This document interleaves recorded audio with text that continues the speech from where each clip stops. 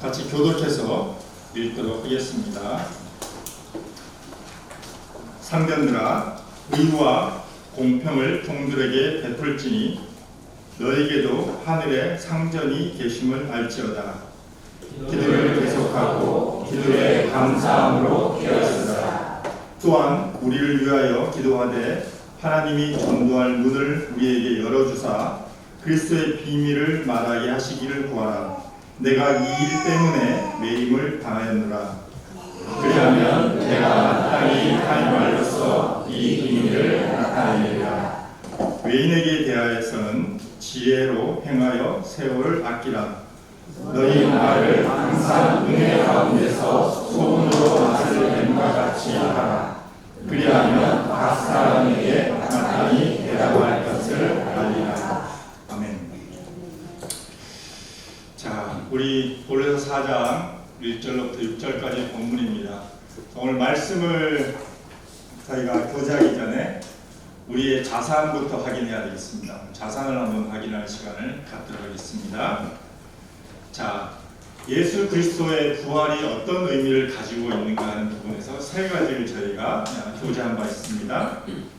현재 왕으로서 다스리시고 장차 세상에 오실 분이시다.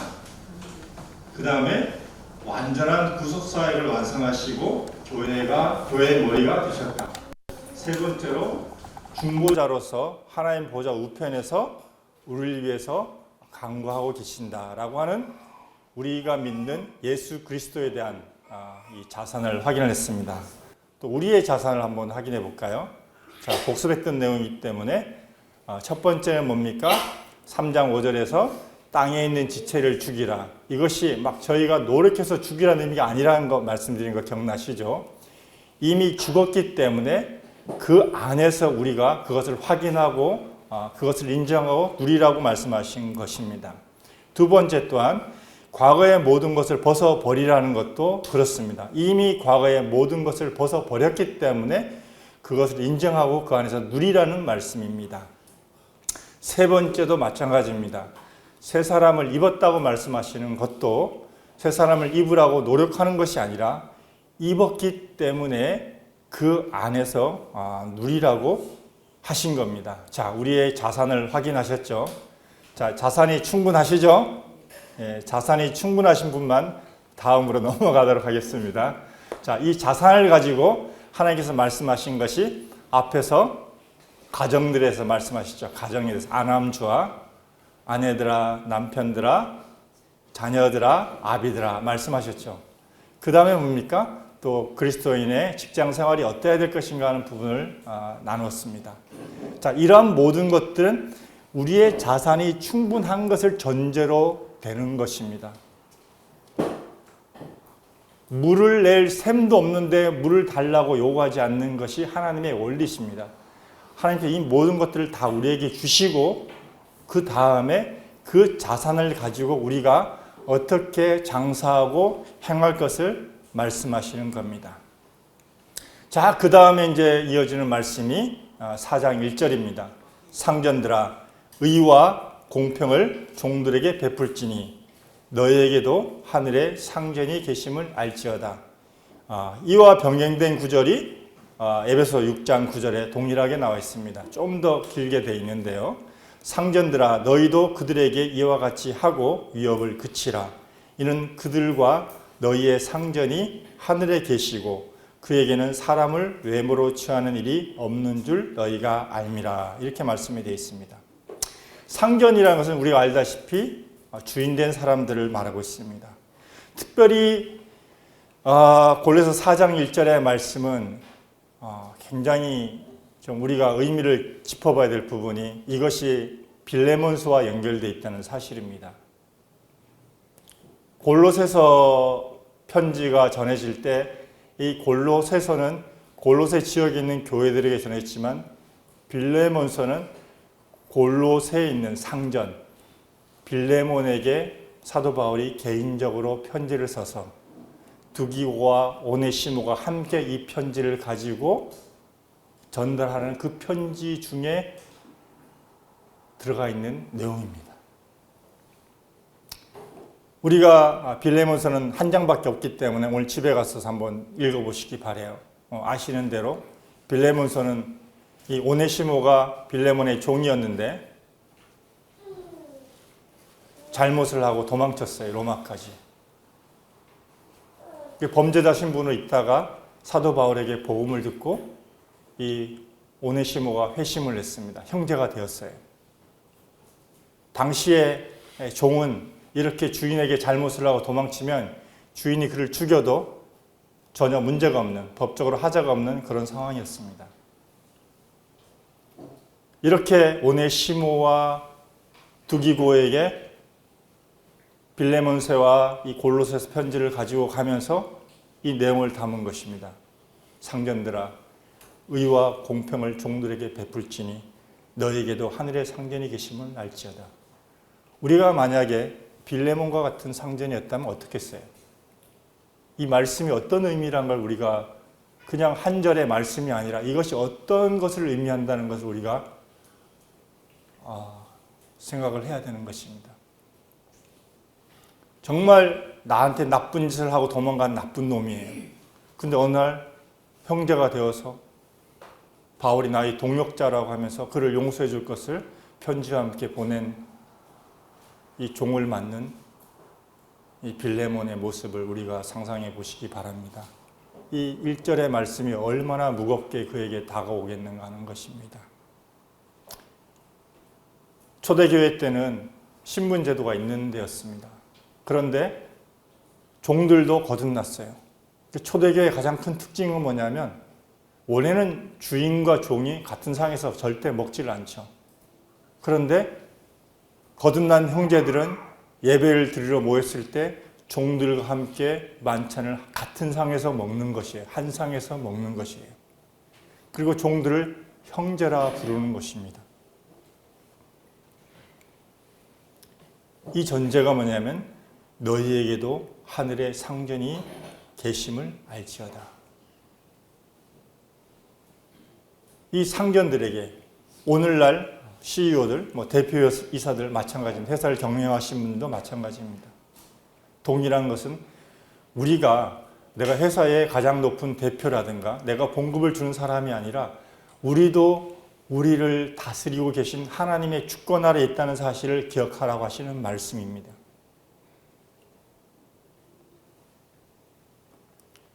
초대교회 성도들은 이 만찬에 참여함으로써 하나님의 의와 공평을 실제로 만찬을 통해서 나타냈습니다. 제가 네팔을 가니까 법적으로는 없었지만 문화적으로 남아있는데 불가촉 천민들이 그 인도의 영향을 받아서 이 브라만 계통, 이 가장 높은 제사장 계층하고 밥도 절대 못 먹고 악수도 절대 못하고 불가촉 천민은 이 브라만 집안에 대문도 못 들어가요. 이렇게 완전히 그냥 상극처럼 이렇게 지내는데 한 형제가 거듭났는데 불가촉 청민이에요. 장로 형제는 브라만이. 계속 상에서 그 불가촉 천민이 됐던 형제한테 밥을 먹으라고 상에서 먹으라 해도 형제는 계단에 가서 먹는 거예요. 장로 형제가 반갑다고 예배 끝나고 이렇게 악수하는데 너무나 황송해하는 거예요. 근데 초대교회 때는 이것도 훨씬 더 심한 상황이었잖아요. 신분 제도가 그대로 남아있고 집에서는 내 상전이었지만 이 교회로 모였을 때는 형제거든요. 근데 이 초대교회 때 이 말씀을 있는 그대로 적용을 했다는 것입니다. 이것이 당시의 사회의 질서나 관습보다 복음이 가지고 있는 힘입니다. 그리스도 예수 안에서 있는 형제로서 누리는 이 힘. 이것이 오늘날 우리 교회 가운데서도 마찬가지입니다. 그 어떤 것도 그리스도 예수 안에 있는 형제됨을 넘어설 수 있는 게 없습니다. 이 1절에서 이것을 말씀하고 있는 것입니다. 2절에 기도를 계속하고 기도에 감사함으로 깨어있으라. 제가 지나다니는 길에 보면 저기 고란사에 쭉 보면 얼마 전부터 그런 팻말이 붙어 있었어요. 수능 100일 불공 이렇게 팻말이 붙어 있어요. 참 보면서 야, 100일 동안 열심히 불공 드리고 기도하면 자녀가 시험을 잘 보는 거야? 부처가 그런 신이야? 그러면서 그런 생각을 하게 되는데 우리는 과연 이 기도에 대해서 어떻게 생각하고 있을까요? 내가 열심히 세게 끈질기게 기도하면 하나님께서 생각을 바꾸셔서 기도를 들어주시는 그런 기도로 우리가 이해를 하고 있나요? 주님께서 제자들에게 주기도문을 가르치면서 이렇게 말씀을 하셨습니다. 오늘 우리에게 일용할 양식을 주시옵고. 여기서 등장하는 게 우리라고 하는 단어입니다. 우리는 항상 나잖아요. 하나님 나에게 이거 주시고 이거 해주시고 이거 해주시고 하는데 주님께서 제자들에게 우리라고 말씀을 하시면서 좀 약간 이 구절을 보면 좀 생뚱맞아요. 주님께서 주기도문을 가르치면서 하나님의 나라에 대해서 말씀하시고 하나님의 뜻이 땅에서 이루어질 것을 말씀하시고 나서 이 말씀을 하셨거든요. 그리고 그 다음에 우리의 죄를 용서해 주실 것에 우리가 다른 사람들 죄를 용서하신 것 같이 우리의 죄를 용서하시면서 이 구절 앞뒤에 보면 굉장히 좀 영적이고 거룩한 부분들이 나오는데 중간에 생뚱맞게 이렇게 일용할 양식을 주셨고 이렇게 돼 있어요. 그러니까 일용할 양식의 실제의 의미는 5세기부터 이 성경이 이렇게 번역이 되면서 일용할 양식으로 번역이 됐다 그래요. 그래서 이 원래 헬라어 단어를 원래 1세기 때 쓰던 헬라어 단어 문서로 가보면 이게 일용할 양식이라는 의미가 사실은 에피라고 해서 그 다음에 라고 하는 뜻이 있거든요. 그 다음에 오사라고 하면 다음에 오다 이런 뜻이 있어요. 오는 거. 그러니까 다음 날이라는 의미를 가지고 있어요. 오늘 우리에게 내일의 양식을 주시옵고 이렇게 기도하라고 기도하고 있어요. 주님께서 말씀하고 있어요. 좀 특이하죠? 자, 이것을 좀 더 들어가 보면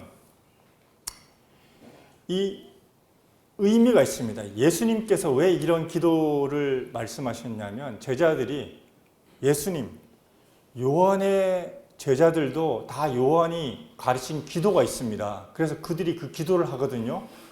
저희들도 저희가 예수님을 따르는데 저희를 특정할 수 있는 그런 기도문을 좀 주십시오 라고 예수님한테 요청을 했어요. 그러니까 침례 요한은 사람으로서의 최선의 기도 제목을 제자들에게 가르쳤을 것이에요. 그 예수님은 하나님이시잖아요. 하나님이라 그러면 제자들에게 단순히 오늘 양식을 주시라고 기도하는 기도문을 그분의 기도 제목에 넣어 놓으셨겠냐 하는 의문이 들잖아요. 유대인들이 당시에 이 데나리오라는 화폐의 단위가 있습니다. 아시는 대로 하루 일한 품삯이에요. 그때 당시에 월급이나 주급의 단위가 아니라 하루 일하면 하루 일당치를 받아가지고 그 다음날 먹고 사는 이런 구조였어요. 그래서 이 사람들은 하루 벌어서 하루 먹고 사는 사람들이에요. 하루 양식거리가 걱정된 사람이 맞아요. 이런 사람들에게 내일의 양식을 위해서 기도하고 내일의 양식을 주시는 하나님을 기억하라고 구하라고 하는 것이에요. 자, 이쯤 되면 우리가 기억할 거예요.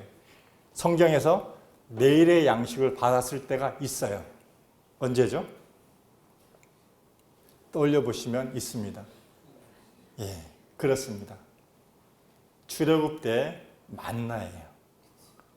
월요일부터 목요일까지, 금요일까지는 매일마다 하루치의 만나만 주셨어요. 이틀치를 걷더라도 그 다음날 다 상해서 먹지를 못했기 때문에 매일 아침마다 나가서 만나를 하루치의 양식을 가져왔어야 됐어요.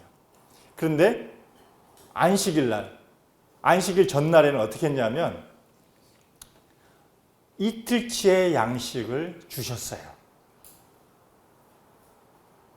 이렇게 말씀하고 있죠. 출애굽 16장 4절에서 5절로 보면 여섯째 날에는 그들이 그 거둔 것을 준비할지니 날마다 거두던 것에 갑절이 되리라. 안식일에는 내일의 양식까지 하나님께서 이틀분의 양식을 공급해 주셨어요. 그래서 예수님께서 가르친 그 기도의 내용에는 내일의 양식을 공급하시는 분이 하나님인 것을 알라고 말씀하신 것이에요. 하나님의 양식은 세상 사람들과 같지 않게 내일의 양식을 주시는 분이다 라고 말씀하시는 내용이 담겨 있어요. 그래서 하나님께서 말씀하시는 우리에게 일용할 양식을 주시옵고 라고 하는 기도는 하나님이 어떠하신 분인가를 우리로 하여금 기억나게 하시는 거예요.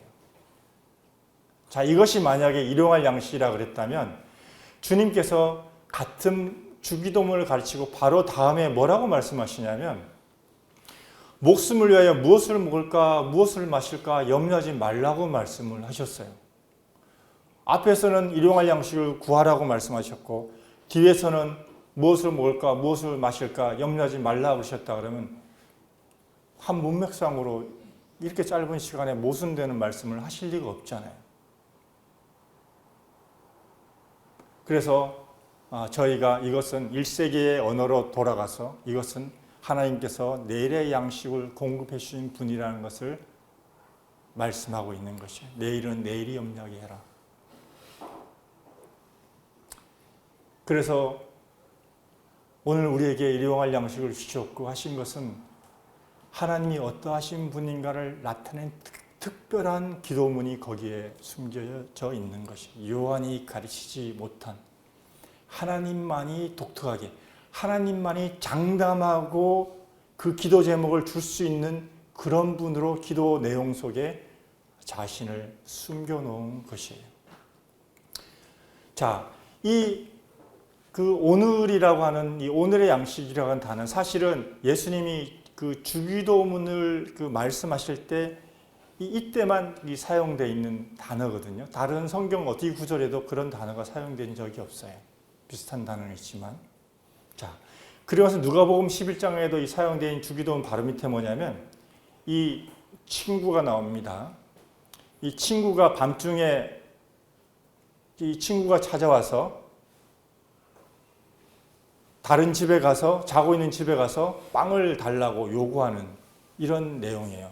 그래서 뭐라고 돼 있냐면 비록 벗됨을 인하여는 별로 친하지 않은 친구였던 것 같아요. 벗됨을 인하여는 일어나 주지 아니할지라도 그 간청함을 인하여 일어나 그 요구대로 주리라. 이렇게 누가복음 11장에 돼 있거든요. 그래서 그럼 우리가 이제 일반적으로 이 간청함, 기도에 대해서 말할 때 이 간청함에 대해서 좀 간절히 구하고 이렇게 하면 하나님이 응답을 해주신다는 그런 의미로 우리가 이렇게 이해를 하고 있는데 이 간청함이라는 1세기의 언어는 뻔뻔스럽다는 의미를 가지고 있습니다. 부끄러움이나 체면을 차리지 않는 이런 언어로 간청함이 사용이 되어 있어요. 예수님이 우리한테 뻔뻔하게 기도해라 이렇게 말씀하신 거다라고 생각하면 좀 이것도 좀 문맥상으로 좀 이해가 잘 안 되잖아요. 자, 주님께서 이 말씀을 하실 때 이때의 문화가 이렇습니다.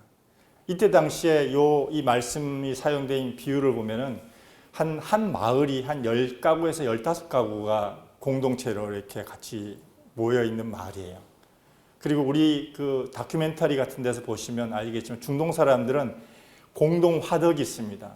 빵을 어떻게 굽냐면 큰 화덕에다가 이 벽에다가 이 빵 반죽을 해서 탁 붙여가지고 그 반죽이 구워져서 그 반죽을 가지고 밥을 해 먹는 그런 구조가 돼 있어요. 그래서 공동 화덕이 있다 보니까 한 15가구 정도 되는 가구에서 돌아가면서 아내들이 빵을 구워요. 그래서 그 구운 빵을 동네 사람들이 다 나누어 먹는 거예요, 그날. 그래서 이 사람은, 친구를 만난 이 사람은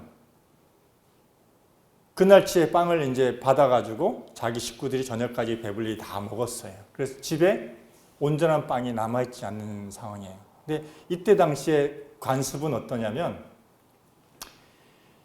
다른 곳에서 손님이 찾아오면 그 사람이 밤늦게 오더라도 그에게 먹을 것을 대접을 해야 되는 것이 그 동네의 관례예요. 만약 그 사람에게 음식을 대접하지 않고 그냥 문전박대했다든가 밥을 주지 않았다는 건 이 사람하고 원수가 된다는 의미고 나는 너의 친구가 아니라는 것이기 때문에 동네, 이 사람 개인의 문제가 아니라 동네 전체로 엄청나게 심각한 무례한 행위고 관례를 깨는 행위고 동네 망신이 되는 행위예요.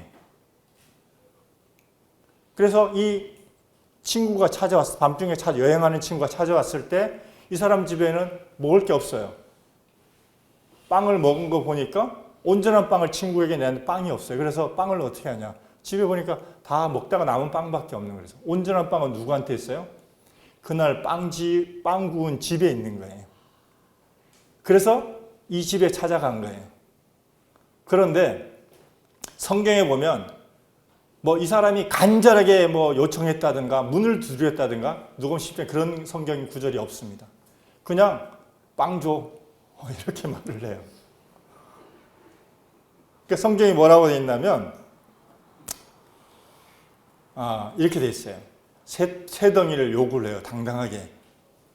그러니까 그 친구가 이렇게 말한 게 아니에요. 7절에 그가 안에서 대답하이르되 나는 나를 괴롭게 하지 말라. 문이 이미 닫혔고 아이들이 나와 함께 침실에 누웠으니 일어나 내게 줄 수 없노라 하겠느냐. 이것은 그 사람이 그렇게 말했다는 게 아니에요. 그렇게 말하겠냐는 거예요. 만약에 친구가 와서 밤중에 자고 있는데 빵 세 덩이 내놔 이렇게 얘기했을 때 이런 핑계를 대겠냐는 거예요. 빵을 구하러 온 친구가 온전한 빵은 니네 집밖에 없잖아. 이거 우리가 대접 안 하면 우리 동네에 완전히 이 명예를 실추시키는 일이기 때문에 마땅히 너는 빵을 좀 내줘야 돼. 이렇게 말하는 것이고 이 구절 속에 뭐가 담겨 있냐면 잠자고 있는 집 주인은 만약에 귀찮아서 거절했어요. 그 다음날 아침에 어떤 일이 벌어지겠어요? 내가 대접을 하려고 했는데 저 친구가 빵을 안 줘갖고 손님 대접을 못했어. 그날 아침에 온 동네 15구밖에 안 되는 동네에 소문이 다 나요. 그럼 이 잠자던 사람은 어떻게 되겠어요? 동네의 이 가문의 명예를 실추시킨 사람이 되는 거죠. 이런 의미가 되는 거예요. 주님께서 기도에 대해서 이렇게 말씀하시는 거예요. 하물며 사람도 그 집안의 명예를 실추시키지 않기 위해서 잠자고 아이들이 다 같은 방에 누워있어서 애들을 지나서 문을 삐걱거리면서 열고 빵을 내줘야 되는 상황인데도 그 동네의 명예를 실추시키지 않기 위해서 이렇게 번거로운 걸 감수하고 빵을 내줬는데 하물며 하나님은 어떻게 했냐는 면에서 이 기도를 말씀하신 거예요. 우리가 주의 이름으로 기도할 때 이것은 하나님의 이름이 걸려있는 문제고 그분의 명예가 걸려있는 문제예요. 단순히 내가 간절히 기도하고 애타게 기도하고 간곡히 기도하고 하는 문제가 아니라는 거예요. 주님이 내 이름으로 기도하라고 말씀하신 것은 내 이름을 걸고 나의 명예를 걸고 너희들이 하는 기도를 내가 듣겠다라고 말씀하신 것이에요. 그러면 우리의 기도가 어때야 되겠습니까? 주님께서 기도를 계속하고 기도에 감사함으로 깨어있으라 이렇게 말씀하고 있습니다. 기도는 우리의 기도를 받으시는 분이 누구신지 하나님 보좌 우편에서 우리의 기도를 중보하시는 분이 누구신지를 아는 데서 시작이 되는 것입니다. 내가 세게 기도하고 간절히 기도하는 것이 아니라는 것입니다. 나의 기도를 받으시고 내가 기도하는 대상이 누구신지를 그분의 이름에 나의 명예를 걸고 너의 하는 기도에 응답하겠다라고 말씀하시는 거예요.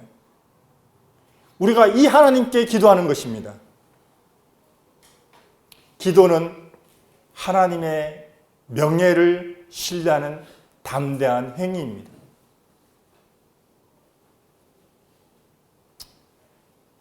그래서 하나님께 나아갈 때 나의 형편이나 나의 자원이나 이것을 가지고 기도하는 것이 아니라 우리가 기도하는 대상이 어떠한 분인가를 아는 데서 시작이 되는 것입니다. 기도를 계속하고 기도에 감사함으로 깨어있으라. 원문을 보니까 기도와 감사가 시소와 같아요. 기도하는 것하고 감사하는 것을 병행하라는 것이에요.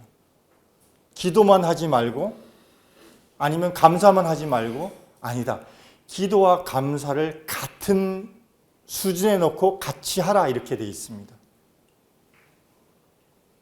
우리가 기도를 하다가 그만두게 되는 이유는 하나님이 정말 들어주실까? 하나님이 나의 기도를 듣고 계신 건가? 하나님에 대한 신뢰가 결여됐기 때문에 이런 일들이 생깁니다. 주님께서 당신의 이름을 두고 응답하실 것에 대한 기대를 우리에게 하고 기도를 하라고 말씀을 하고 있습니다. 감사함으로 깨어있으라는 것은 잠자지 말라는 이런 의미가 아니잖아요. 이 헬라어 문장에서 감사함으로 깨어있으라 이렇게 말하는 것은 뭐냐면 기도할 때 감사도 같이 하라 이런 의미입니다. 감사와 기도를 동등한 비중으로 놓고 하라는 것입니다. 바울도 이것에 대해서 이렇게 말씀하고 있습니다. 다시 데살로니가전서에서는 쉬지 말고 기도하라. 범사에 감사하라. 모든 일에 기도와 간구로 너희 구할 것을 감사함으로 하나님께 아뢰라. 감사 없는 기도는 불평일 뿐입니다. 기도 없는 감사는 자기 만족일 뿐입니다. 그래서 하나님께서 기도와 감사를 같이 하라고 하신 거예요. 기도와 마차는 마치 이 두 바퀴가 같이 굴러가는 것과 마찬가지입니다.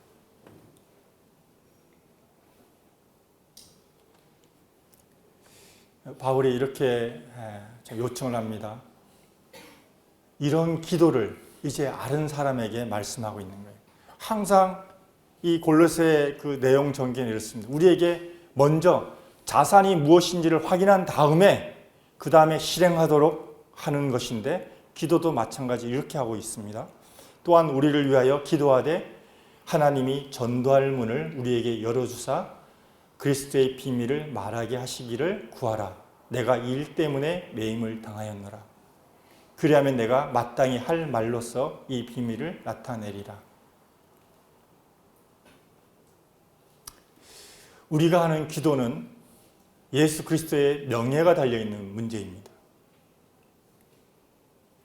사도 바울은 비록 자기가 감옥에 갇혀있지만 전도의 문을 열어달라고 감옥의 문을 열어서 나를 자유케 해달라고 기도하지 않고 전도할 문을 열어달라고 성도들에게 요청하고 있는 것입니다.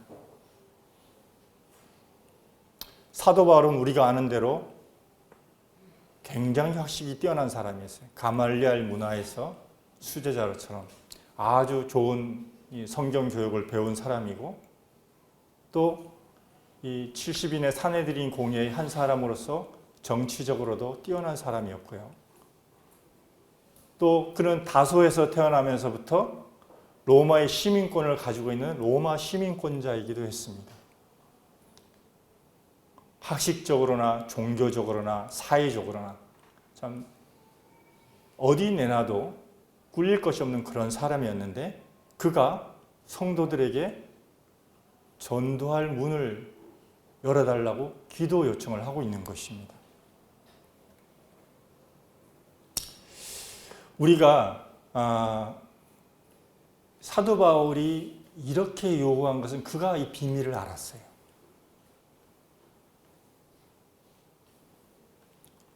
이 사도 바울이 이렇게 고린도 교회도 말씀하고 있는데 고린도후서 11장에 이런 말씀이 있습니다. 내가 하나님의 열심으로 너희를 위하여 열심을 내노니 내가 너희를 정결한 처녀로 한 남편인 그리스도께 드리고자 중매함이로다. 이렇게 됐습니다. 그 뒤에 나오는 게 뭐냐면 사도 바울이 자신에 대해서 하도 고린도 사람들이 자신의 스펙들에 대해서 얘기하니까 사도 바울이 얘기해요. 고린도 교회에 있는 거짓 교사들이 찍소리도 못할 만한 자신의 스펙을 얘기를 해요. 그들이 히브리인이냐? 나도 그래하며, 그들이 이스라엘인이냐? 나도 그래하며, 그들이 아브라함의 후손이냐? 나도 그래하며, 그러면서 자신이 얼마나 하나님 안에서 열심을 가지고 있는 것에 대한 얘기들을 쭉 해요. 근데 마지막에 뭐라고 하냐면 내가 부득불 자랑할진대 내가 약한 것을 자랑하리라. 나의 사회적인 스펙, 나의 사회적인 이런 연륜들, 이런 것들을 자랑하는 것이 아니라 정말 세상 사람들이 보기에 거칠어 보이는, 정말 실효성이 떨어져 보이는 순전한 복음을 가지고 사람들에게 복음을 전하면서, 그가 세상 사람들이 그렇게 잘 사용하고 있는 수사학을 사용해서 언변의 유창함을 사용하지 않고 있는 그들의 담백한 말들을 통해서 사람들에게 복음을 전하기를 원했던 것이, 이유가 뭐냐?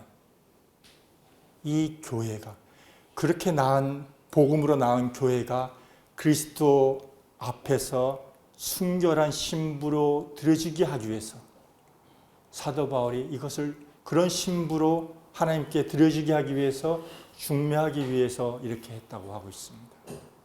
사도 바울은 자기가 복음을 전한 그 교회가 자신이 떠난 이후에도 하나님의 순전한 복음을 가지고 세상적인 스펙이나 관록을 가지고 교회를 운영하는 것이 아니라 정말 순전하게 하나님의 복음으로 사는, 복음으로 모이고 복음으로 낳는 순전한 진리가 있는 이 교회가 계속적으로 남기를 원했기 때문에 자신의 그 모든 것들을 다 배설물로 여겼다고 고백하고 있는 것입니다.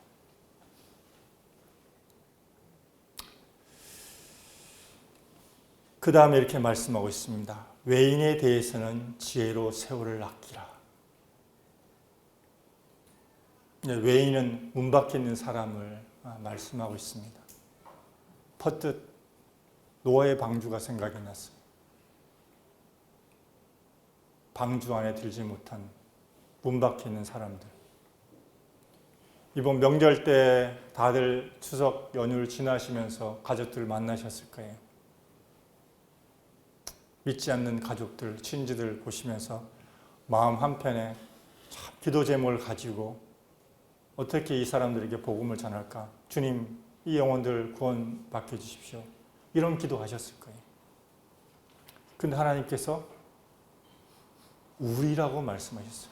이 기도 제목들을 교회에 내놓으십시오. 이제는 나의 문제가 아니라 우리의 문제가 되는 거예요. 신실하게 우리의 기도에 응답하시는 그분의 이름에 명예가 걸려있는 예수 그리스도께 기도하는, 교회가 기도하는 이 기도를 우리에게 허락하신 것이에요. 기도 제목을 내 안에 혼자만 가지고 있으면 그건 내 문제예요. 그러나 교회에 이 기도 제목을 내놓으면 이건 교회에 예수 그리스도의 명예가 걸려있는 기도 제목이 되는 것입니다. 그래서 수요 집회 때 기도 제목 내놓은 것들 하나님 다 들으시잖아요. 교회가 합심해서 기도하는 기도 제목에 대해서 하나님 응답하시잖아요. 우리가 이런 경험들을 하고 있지 않습니까?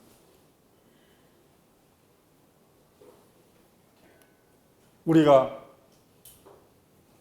이렇게 뻔뻔함으로 하나님께 구해야 되는 것이, 그분의 신실하심을 의뢰하는, 그분의 명예가 걸려있는 기도를 우리에게 하라고 말씀하시는 것입니다.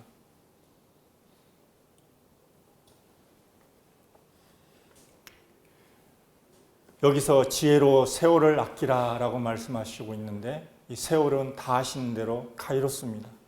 때입니다, 때. 제가 우리 아버님 복음을 안 받으시고 30년을 구두자로 계셨는데 명절 때마다 부지런히 찾아간 이유가 그거예요. 돌아가신 이후에 아버지 무덤에서 아무리 슬퍼하는데 그게 무슨 의미가 있냐. 그분 지옥 갔는데. 살아 계실 때 듣든지 안 듣든지 이 때를 살려서 복음을 전하고 그러면 이분이 돌아가셨을 때 기쁨으로 그분을 다시 주님 나라에서 보자고 하고 보내줄 수 있지 않겠냐. 나는 장례식이 슬픔이 되지 않고 기쁨이 되길 원한다. 그래서 부지런히 다녔습니다. 우리에게 때가 있는 것입니다. 천년 만년 우리가 복음 전할 수 있는 때가 있는 것이 아닙니다. 하나님 우리에게 기회를 주셨을 때 이 기회를 사라고 하는 것입니다. 구속하라는 것입니다. 하루에 24시간, 1년 365일은 그냥 지나가는 크로노스지만 이 카이로스는 기회를 사라는 것입니다. 언제나 때가 있는 것이 아니다. 내 자녀들 언제나 때가 있는 게 아니잖아요. 복음을 전할 때가 있는 것입니다. 그가 들을 때가 있는 것입니다. 하나님께서 그 기회를 가져가시면 우리는 내일 일을 답보할 수 없는 거잖아요.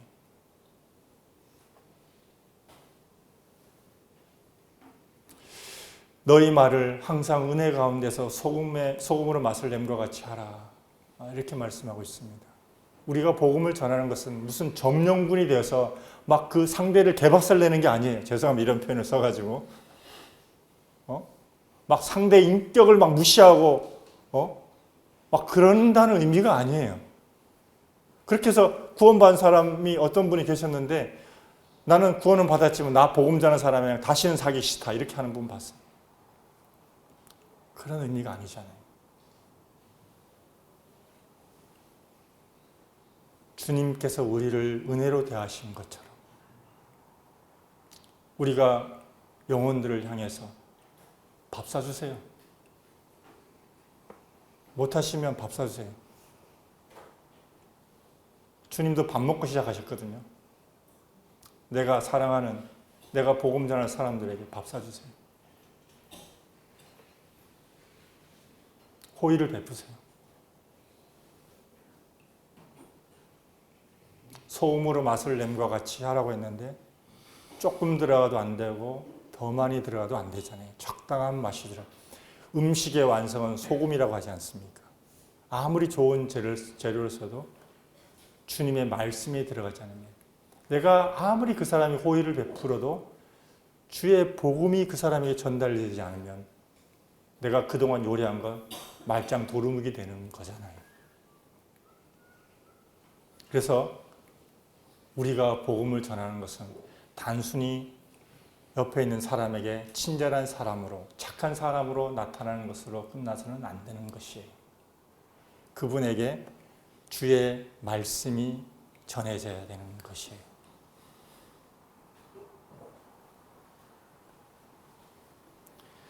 우리 10월 23일부터 화영재님이 춘천 샘물단지길 교회 복음 집회로 일정을 보니까 교회에서 아주 화영재님을 아주 그냥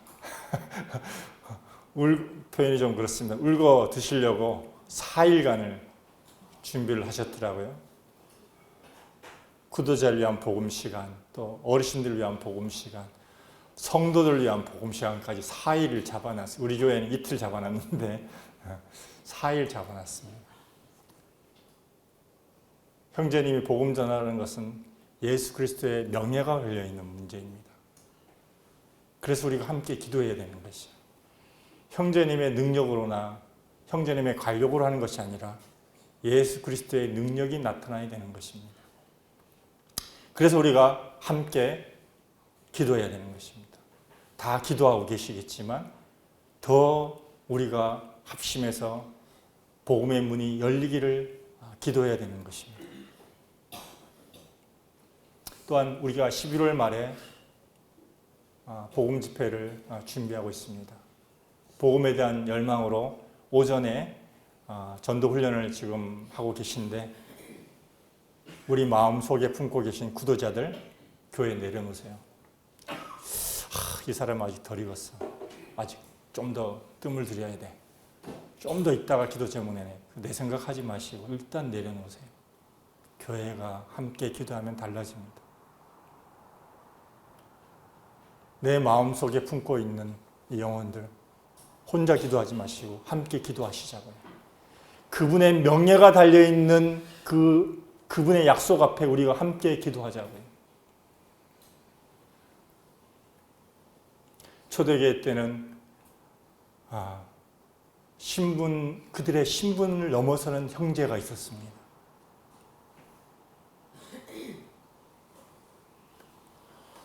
또한 기도는 하나님의 신뢰함을 담보로 하는 우리의 담대한 행위입니다. 기도는 감사함으로 전도의 문을 여는 거라고 말씀하셨어요. 복음은 기도로 문을 열고 감사함으로 지키고 그 안에 하나님의 말씀을 채워넣는 것입니다. 오늘 골로새 4장 1절로 6절까지 말씀을 통해서 우리가 하나님께 드리는 기도에 대해서 하나님의 명예를 걸고 하는 예수님의 이름의 명예를 걸고 우리의 기도를 받으시겠다고 하신 그 기도의 이 준엄하고 분명한 이 정의 아래서 기도하는 것에 대해 상고했습니다. 기도를 통해서 우리가 새롭게 되어지고 기도를 통해서 우리 교회의 복음의 문이 열려지고 영혼들이 거듭나고 기도를 통해서 감사가 정말 균형을 맞추게 하고